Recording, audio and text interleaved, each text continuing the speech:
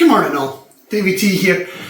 Now, I removed a video about digital night vision, why it doesn't need a big objective lens yesterday, and I gave a little explanation why I kind of did that, and I was in the field when I got a few comments.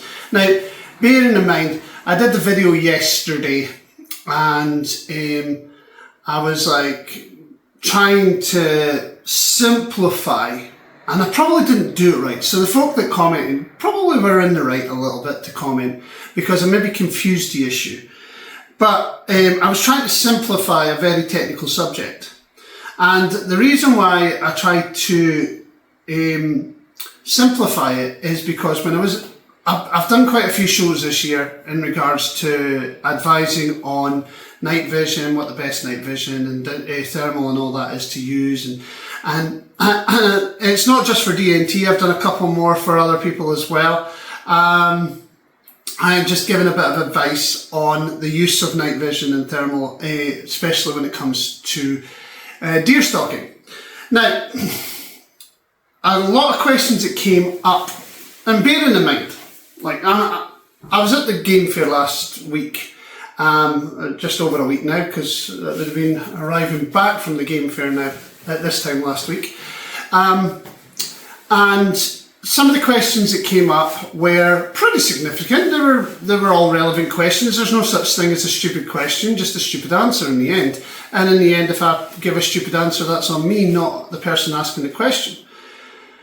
But a couple of people mentioned for day use that they would prefer a larger objective lens. Now, in general, you do not need a larger objective lens on a digital day scope. And the reason for this is, we'll get into in a minute. The difference between older scopes and newer scopes is quite significant. And there is an older digital night vision scopes, to use them during the day, you traditionally would have a cap over with a pinhole or a filter, like very similar to this DJX here, for instance. It's got a filter in there. It's got a hole and a filter. Now, I brought the DJX out of retirement. It was in a box somewhere, just to kind of show you the comparison of the difference of what we are looking at between night vision nowadays and night vision back 6 years ago, because this is an N455 not DJX, DigiSight. This was the predecessor of this was the guy who came before the DigiX. I don't have any DigiXs here because I sold both of them, and yeah, that's another topic for another day. But in regards to how we use these scopes and what is needed in them now is all down to the sensors that are inside. It's not necessarily about the light that's coming in, it's about how the sensor processes that light. And that's what I was kind of getting at in my video. And I'm still going to put the footage of me plinking away, because that was a bit of fun instead of you just listening to me for 15-20 minutes. And so do a little bit of kind of stuff with some night vision scopes. So I'm going to keep that stuff in. I'm going to re-edit the video. I'm going to put this one in instead of what people thought I was saying was nonsense. But it was genuinely not nonsense. It was just a bit confusing. And if you're a geek and you know all about apertures and things like that, you don't want to know all that. That is the fact of the matter. You don't want to know how a CMOS or a CCD processes light so that it can give you the right image quality onto your OLED or LED screen. That is simple as that. You want to know if the item works in the field, and that's my job, is to help you to understand not how the process works, because I'm not a bloody scientist. I'm a deer stalker. If you want me to talk about Sika, I'll talk about Sika all day. I'll tell you the ins and outs of Sika. If you want me to talk about red deer, I'll talk about red deer all day, and roe deer, for instance, and fallow. Yeah, you want me to talk about deer, you want to talk about wildlife, and you want me to talk about all the other stuff that I actually am kind of like I do every single day. Not going to say I'm an expert. There's guys out there that know me way more than me about certain subjects, but I have my specialist subjects. What I can say is I have been using night vision and thermal for 20 years, 20 plus years. I was back when the old image intensifier scopes. If you want to talk about science, you want to talk about science and taking light and then processing it in a vacuum and then distributing that to a phosphorus screen in the old tube style scopes, then man, that's science, that is technology.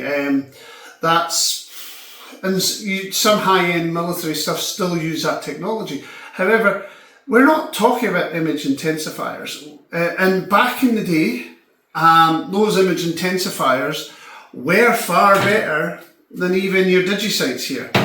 Were far better than your digexes. Where the difference is now is technology and the use of CCD and CMOS sensors. The quality image for night vision and day vision is far better. Far better. We don't use CCD genuinely sensors. The reason for them, they're bloody expensive, for one. They're harder to manufacture, for two. And although the quality is there, they take a lot more power. You know, you need a bigger battery, you would need all sorts of things going on. They take a lot more power and they're slower. The sensor tends to process the image, even though the image is far better. The CCD sensors tend to process those images a little bit slower, so you'll get lag in your image. And for high-end cameras, high-end proper digital cameras, you might be better off getting that vintage look from a CCD sensor. But genuinely in these units, they use a far cheaper, far easier to produce, far quicker processor speed CMOS sensors. Now, again, you guys out there don't really want to know about about CMOS sensors. If you want to do that, you can Google it. I'm sure jump onto your laptop, you'll have a good look at CMOS sensors. Now, back to the point of, so here's the day scope, right? This is, there's a lot of things going on in here, and doing glass and magnifications and prisms, and not so much prisms as such, but and coatings on the glass. And I'm going to go into a full, I was talking to somebody last night, we're going to do a podcast, or we're going to do something in regards to how these scopes work and how these scopes work. And we'll have a bit of a discussion with a couple of experts on it. Now this is a Zeiss V6. This is got really good low light transmission. It's a fantastic scope. It's second focal plane. I prefer first focal plane, but this is a fantastic stocking scope. It's a lightweight scope. And these are really good for the money. But how one of these works and how one of these works is two different things. This completely relies on light. And there's nothing digital, nothing technical, there's nothing processing in it. This relies on how much light is coming in here, how it's processed in here, so what you see comes out there is a clear image. Now that is how glass works. There's nothing special going on in here. Yes, they're nitrous purs, but that's to stop fogging in the lenses. A lot of the work on how the lenses are how the light is processed in a normal day scope is to do with position of the glass, the type of glass, and the coatings on the glass. Genuinely, and that's at both ends, not just in the middle. How one of these works, it takes light in this side, gets magnified by the glass, and then goes into the CMOS sensor, and that is processed, and that CMOS sensor then processes the image to the screen, then the screen that is actually magnified by the glasses here, and that's how you see what you see. Now, having a bigger objective lens on this scope is not necessarily ideal for during the day, because in the daytime, you're just using the colour features, colour settings on your scope. Now that's what the main difference between these modern scopes and these scopes. These scopes use a sensor that is not as advanced as the sensors that are in there. So to process the light that's coming in during the day, we're not talking at night time, to process the light that is coming in, reducing the field of view as well, or basically how it kind of elongates the field of view. It reduces the field of view, then doesn't flood the sensor in here, which may cause damage to the sensor because it hasn't got the same protections and the same setup as the more advanced CMOS sensors in here. And it reduces the light. That is to reduce light. I don't care what anybody says. Yes, it elongates the picture and we can go into the technical aspects of it, but that filter there for daytime use is to reduce the light. Now, basically, that is about a 1.2 to, I don't know, that's about a centimetre, half a centimetre, 50 mil or whatever, I don't know. I don't even, have I got a ruler of it? I haven't got a ruler. I was going to measure that. Anyway, that is a filter. It's in that one. In the slightly older scopes, and even some scopes that you can get today, that wouldn't be a filter, that would be a pinhole. It'd be a far smaller hole. And yes, it reduces the quality of your image, but it also reduces the amount of light coming in so that it doesn't affect the sensor. So at night time, you don't use the cap. You open the cap up, you've got your wide field of view, and it uses whatever light it can gather in there at night. But that is topped up with an IR illuminator. Now, the IR illuminator provides the light for that to capture. So it's just a torch, but it's invisible to our naked eye, except if you look at it, because you'll see a red glow, because this is an 850, it's on this. But if it was a different frequency IR, you would, like a 940, you might not see the glow. And it would be completely invisible to our wavelength and our eye. Some animals can see it. That depends on the wavelength that they can actually see in. Now, 940 and 850 is usually the two that you would go to, NMs to go to for that kind of slightly invisible wavelength. However, this sensor in here can pick up that light as normal light, and it processes that light when it comes back and it puts it into your display screen or your viewfinder or whatever you want to call it, and that's what actually sees there. Now, would it be better for a larger diameter objective for nighttime use? Sometimes yes, it's not necessarily needed, because the difference between the image quality at night for that lens and that lens is all down, is very, well, negligible. Is negligible when it comes to the more upgraded sensor. Now, when it comes to the sensors, again, I could go into the technical side of things. When it comes to this, it's not always about the amount of light that comes in. It's about how it's processed in here, and that's what I was trying to get at in my video. I actually had planned for a different video today, and I will do a more in-depth knockdown of night vision stuff and day scopes and whatever, and how they work and how they testify. Now, this is not like a DNT thing. This is not a HIC micro thing. This is not a PARD thing. This is how you differentiate what scope you might want to buy. Now, we're looking at, a lot of people say, well, I've got this 15-year-old DigiSight M750, maybe it would be about 15 years old now, maybe a little less, maybe 10 years old. And what is the difference between that and one of these? Well, first of all, let's take the eye cups off. Oh, come on, get off.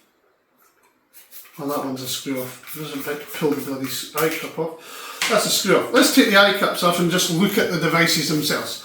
Right?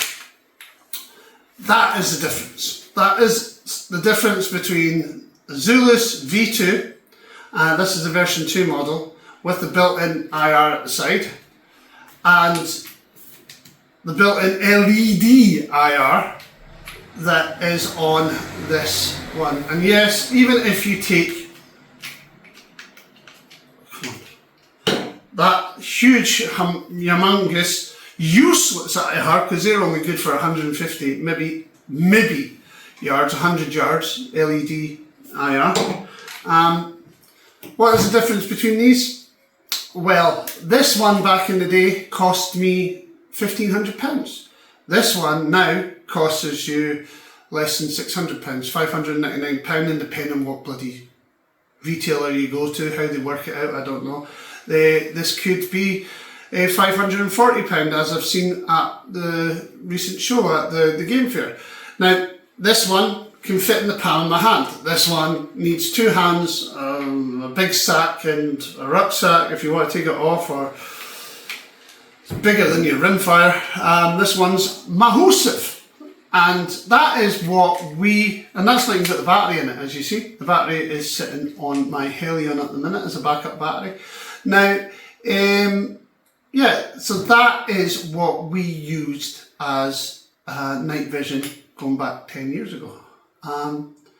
It was 6 or 7 years ago. How big is that compared to that? That is the way it's come. And the technology in this is far more advanced than the technology in this. This has got colour daytime mode. It pretty much CMOS allows for quite a lot of light to come in, so it can be transferred into colour.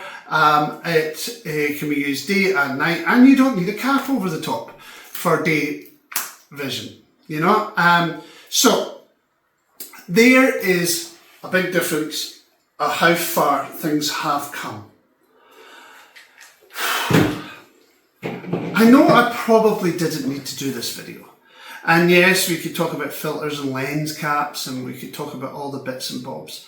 But genuinely, you guys out there really don't want to know what is going on inside these. I put a lot of in my written reviews for, which I've got to do one for this actually. In my written reviews, I always put down the specs of each scope that I use. And I've been looking at some of the scopes over the years and how different they are, and looking at the specs. And they are quite interesting if you've got that kind of geeky nature about you. And I do. Now, when I do a video, it's not just, I think I mentioned this in my last video, but when I do a video, it's not just, I've got lots of things to fiddle with, look. I don't just slap one of these on the rifle, throw the instructions away and mess about with it. I do have lots and lots of prep before I actually even stick the scope on. I do a little bit of research on what sensors it uses, how it differentiates from previous models, that sort of stuff. And the key features is what it relates to you. I have to try and dumb it down. And at the game fair, that is one thing that it had, and I know I've waffled on a bit at the start of this, but at the game fair, I pretty much did kind of come to the conclusion that quite often people are put off by the digital market because it is too technical. People understand this.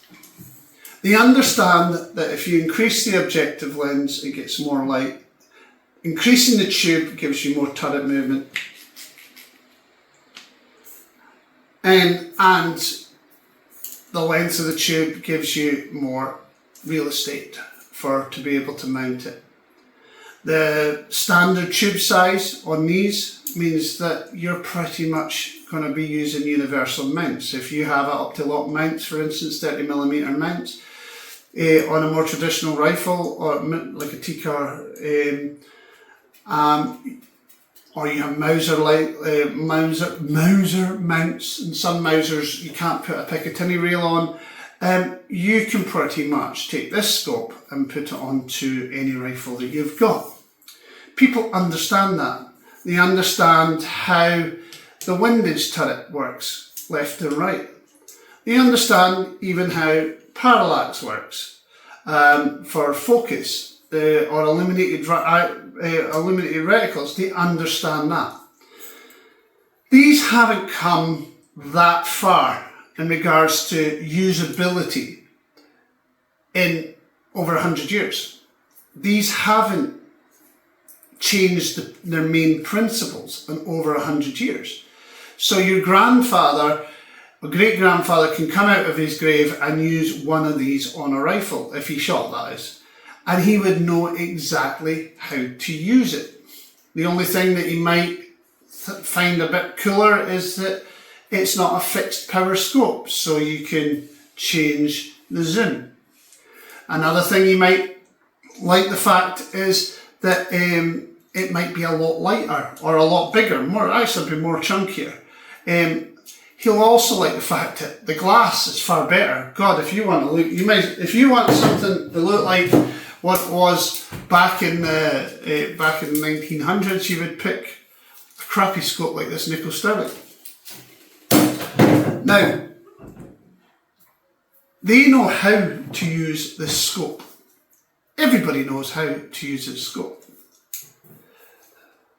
Problem is, we have brought technology into the hunting game. And it's not hidden technology. We understand that you change a glass on on that nickel sterling in that tube, you change it slightly and you hand it to a more reputable firm, and they will turn around and say, I can make that better. And they will, making the glass clearer. But the technology is hidden. You don't need to worry about what voodoo is happening in the scope. You just be able to look through it and see what you want to see. In here, we have a lot more things going on. It's not just about light. It is about how the light is processed, how then that process... Now, CMOSs have got individually charged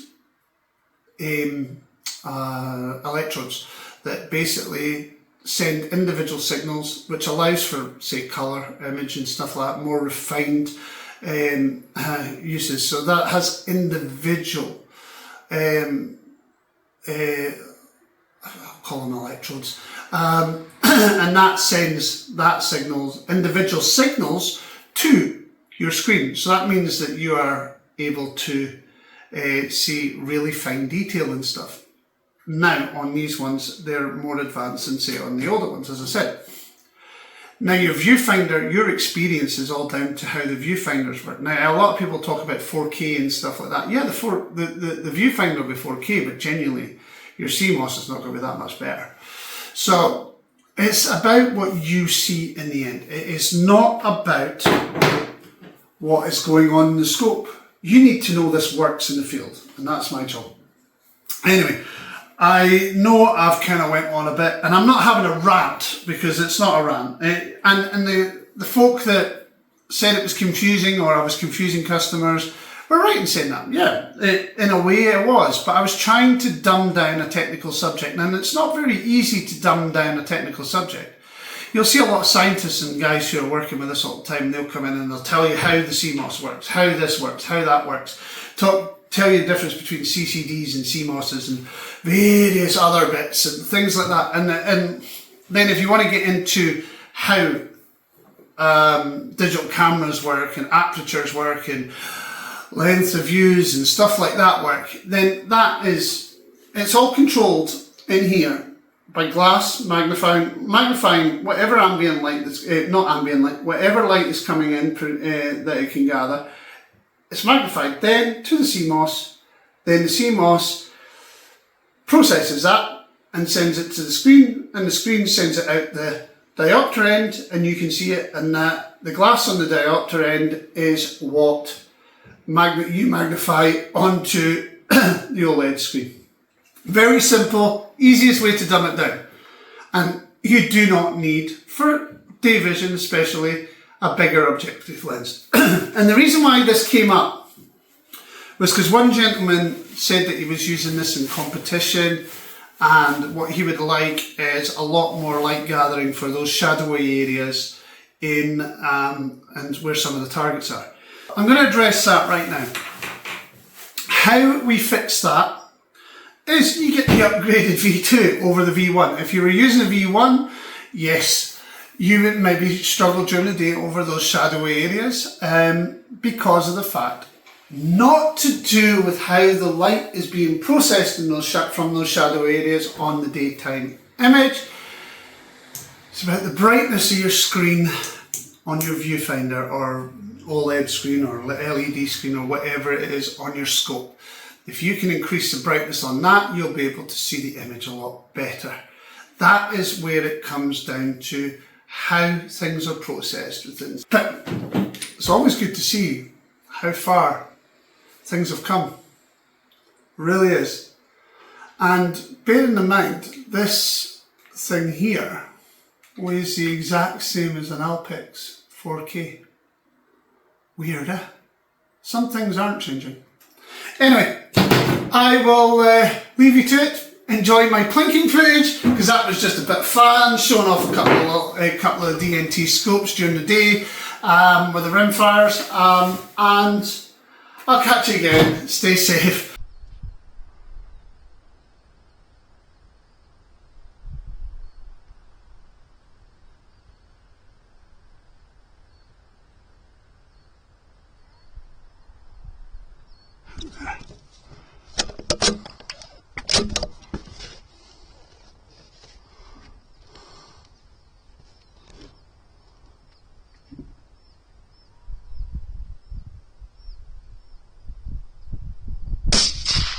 There we go.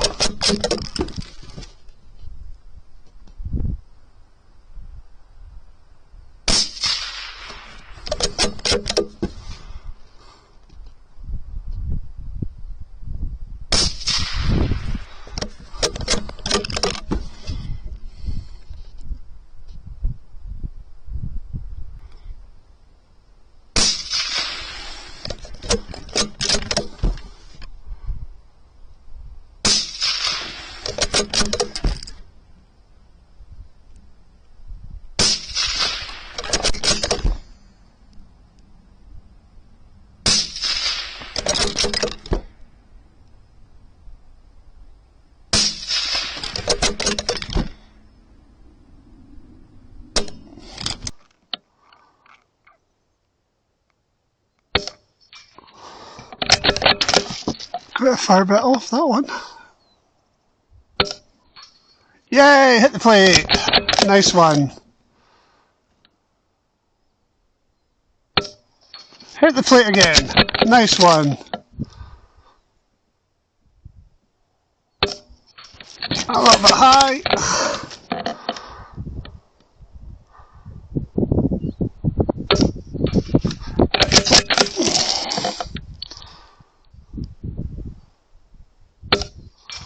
Smack in the plate. Nice one. That's up.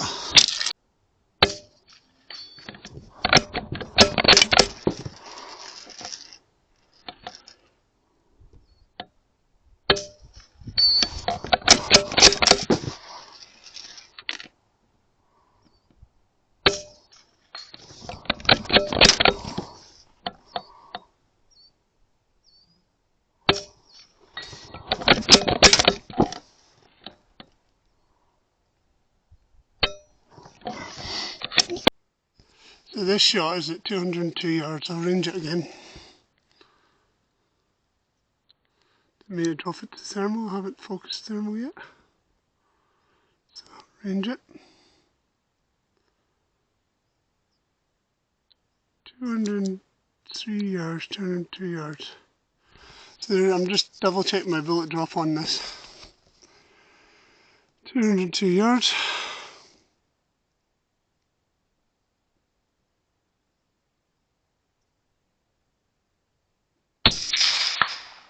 And I hit it, just a little low. See the mark there?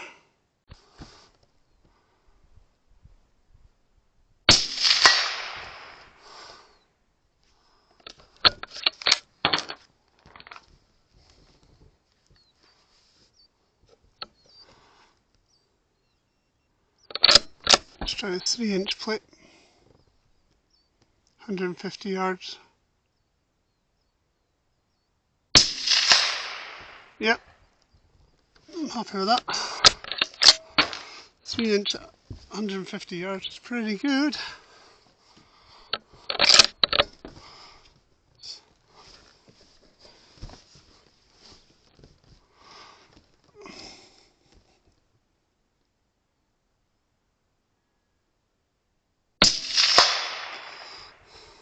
Yep.